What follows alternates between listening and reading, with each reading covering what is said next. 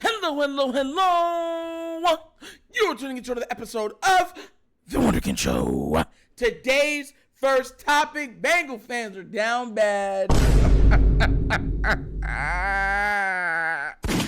So, look, I'm one of those guys that I don't take this personal, right? I really don't. We can have fun, talk trash for each other, stuff like that. I'm a respecter of people. I met good people on multiple, fan bases and stuff like that. And we've had fun conversations. We've trash talked each other. It's been all in fun. I don't be disrespectful to people and stuff like that. But today's episode, what I mean by down bad, is because the Bengals are in no man's land and they are starting to realize their position. And what I mean by that, there's two things. There's two things. One, there was something that came up. The kid Gowie had put up pretty much teams that had not won a Super Bowl, right? And it kind of got a couple people in their feelings. I'm going to read you off the teams that he had that have not made the playoffs and stuff like that. And so you understand where I'm coming from, right? And pretty much what he said was, I'm going to quote what he said. He says, I don't care how good your team currently is or has been over the years, if they have not won a Super Bowl title, you should not be talking trash about teams that have. Straight up. And those teams, the franchises without a Super Bowl title, I'm gonna show you right now. You got the Arizona Cardinals, Carolina Panthers, Tennessee Titans. You know the Detroit Lions are on there. Atlanta Falcons, Texans, Chargers, Buffalo Bills, the Browns, even though the Browns have other ones, just not, I think, before the merger. So I'm going to leave them off just because I respect what they did before. And that's kind of where we came from, so whatever. Yeah. The Jaguars and the Vikings. And last but not least, the Cincinnati Bengals.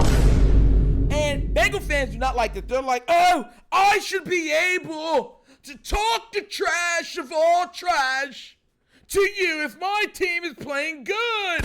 Understand, you're allowed to. No one said you're not. Our point is, how dare you speak that level of trash knowing you've never won anything before?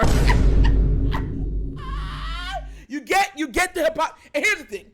I laugh when people be like, oh, Nitro, you can't say that. You would say the same thing if the roles were reversed. I was in an argument with somebody on Twitter, and I specifically said, look, your team only beat the Ravens because their quarterback, who is also their best player and best playmaker, was out of the game. Both 2 years he did not finish, and that allowed y'all to come back and win the AFC North. And now we're like, no, you're just blaming it on stuff. I'm saying, look, if Joe Burrow was out, you guys would blame it on injury. No, we wouldn't. No, we wouldn't. Fast forward to 2 weeks ago, right? And I'm not laughing about Joe Burrow's injury. I want to make that be known now. I do not laugh at players' injuries. That's the way that they earn money. I hope Joe Burrow has a fast and successful recovery.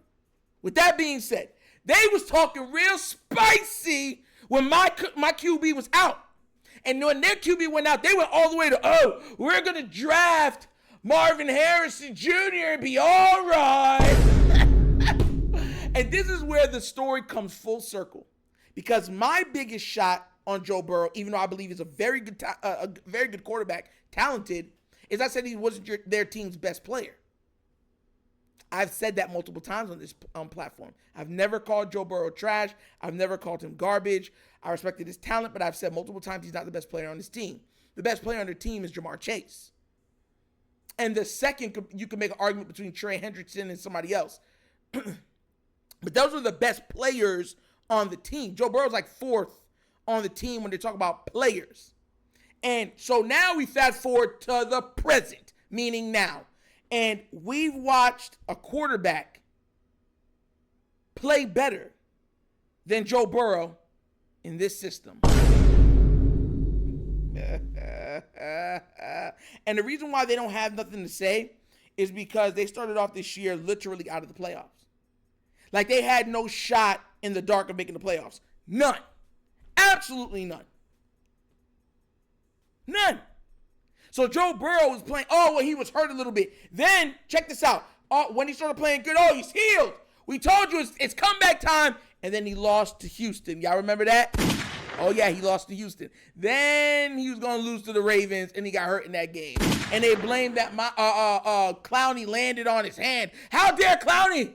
How dare him tackle King Joe? Don't you know you can't tackle the lighter hue quarterbacks? That's why I find this funny.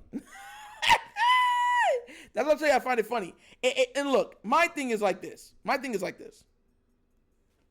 You guys know it's fact. Lamar Jackson against the Bengals, I believe, is 8-1. 8-1. That's what he is against y'all. When Lamar starts, 90% or 95% of the time, you lose. And then you're up there, but what is he in the playoffs? If he wins this year, he's going to be better than what your team has ever been. That's where the conundrum comes. You get where I'm coming from? Because you're saying what he's done in the playoffs with a team that has only made it to the Super Bowl twice, if I'm not mistaken, in their history of their franchise, and both times they made it, they've lost. They've lost. That's crazy to me. Look at this, right? The Vikings and the Bengals are playing right now. The Bengals have 10 points, right? Jake Browning is 17-24, 153 yards, 1 touchdown, 1 interception, right? That's what it is of right now. And they're in position to win that game. He's probably going to end the game with 200 and something yards, 2 touchdowns, maybe 3 touchdowns. Great, pass percentage, the whole 9. And you can't say Joe Burrow, because Joe Burrow had multiple games and he was okay, he was healed, and he looked garbage with all those weapons. And I said looked, I didn't say he is, because we all know Joe Burrow is a talented quarterback. But you see where I'm coming from? Us as Raven fans are just telling y'all, slow your roll. Slow your roll. like you get where I'm coming from? Like, that's where it comes from. And I always tell people, like, it's so funny when people get online and talk and stuff like that and be like, we wouldn't do that, but when it's covered, well, we did it only because, you know what I'm saying, these factors. No, you did the same thing we said you do. The Ravens are in position to win the Super Bowl. When the Ravens win the Super Bowl, a lot of things are going to change. A lot of things are going to change. And one of the biggest things they're going to change, and this is where a lot of Bengal fans need to start getting really scared, is they can't pay. Like we've been telling you for years, you can't afford all of your skill pieces. You're going to have to let some of those guys fly. Fly like a bird, I'ma fly away. I don't know where my home is. I don't know where my home is. Y'all remember Nelly Furtado? I've even heard people saying, all right, we get rid of T, but we getting Jettis from Minnesota to team him up. I'm like, bro, like this T, like y'all is hilarious to me, bro. Like we gonna get Jettis and Jamal, then we gonna see what's popping then. I'm like, bro, I mean, Joe Burrow needs literally maybe the best receiving core ever assembled to win. What would be your excuse if y'all don't win then? Oh, if he had a perfect O-line, we would win. I hope he does get Jettis. Straight up. That's the competitor in me, right? Just because if you get him, I don't want to hear nothing. No, I don't want to hear it. I don't want to hear it.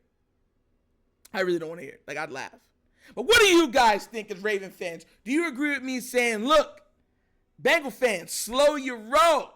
You know what I'm saying? Do you agree with Gowie about what he said, saying that if you haven't won a Super Bowl, you should not be coming at us this spicy like that? Let me know what y'all think down in the comment section. For the Bengal fans that will watch the episode, please keep it peaceful, keep it cordial. Because if you don't, you know my hand smacks fire, baby. And as always, that's an episode of the Wunderkind Show. Thank you for watching. Y'all know how we get down. We have fun and we laugh. But everything we talk about rooted in what? facts and truth.